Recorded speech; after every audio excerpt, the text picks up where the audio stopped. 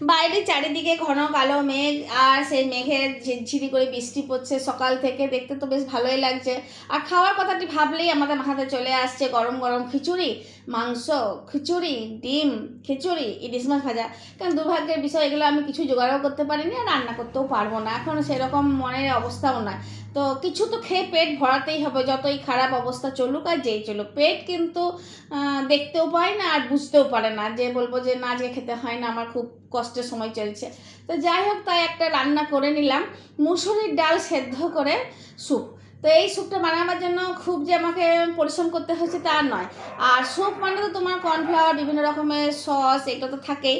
আর পরবর্তীকালে যখন আমি রান্না করবো এগুলো হয়তো ব্যবহার করব, কিন্তু আজকে স্যুপটা বর্ষার ওয়েদারের জন্য খুব ভালো, আর স্বাস্থ্যের জন্যও খুব ভালো। তো প্রথমে কি করলাম, মুসুরি ডালটা সেদ্ধ করে আমি মিক্সিতে ঘেটে নিয়েছিলাম। আর এদিকে রসুন কুচি করে মাখনে ভেজে নিলাম, আর ওপর থেকে তোমার বাঁধাকপি কুচি, ক্যাপসিকাম কুচি, ওইদিকে তোমার আর কি দিয়েছিলাম, মাশরুম কুচি, এগুলো দিয়ে বেশ ভালো করে নেড়ে নিলাম। ওপর থেকে পরিমাণ মতো নুন আর চিনি হালকা করে দিয়ে দিয়েছিলাম। এবারে একটা কড়াই বসালাম, কড়াইয়ের মধ্যে মুসুরির ডালটাকে জলে ভালো করে গুলে পড়ে আর দিয়ে দিলাম। যেই ফুটে উঠলো সবজিগুলো দিয়ে দিলাম, আবার পরিমাণ মতো একটু নুন, চিনি। বাপরে, কুকুরগুলো এই সময় ভুগতে শুরু করেছে।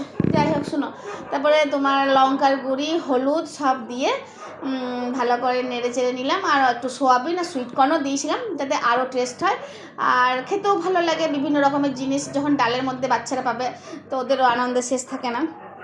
তো রান্নাটা আমার শেষ হয়ে গেল। এই তোমার বর্ষার ওয়েদারে সন্ধ্যাবেলায় বসে এই স্যুপটা খেতে তো দুর্দান্ত লাগলো খেতে।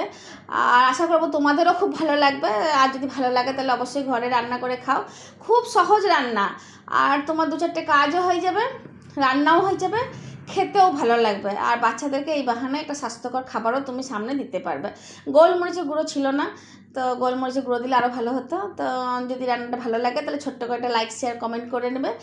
আর ভিডিওটা দেখো, ভিডিওটা দেখার পরে ঘরের কাজে ব্যস্ত হয়ে যাও। আর আজকে তাহলে আসি, ধন্যবাদ।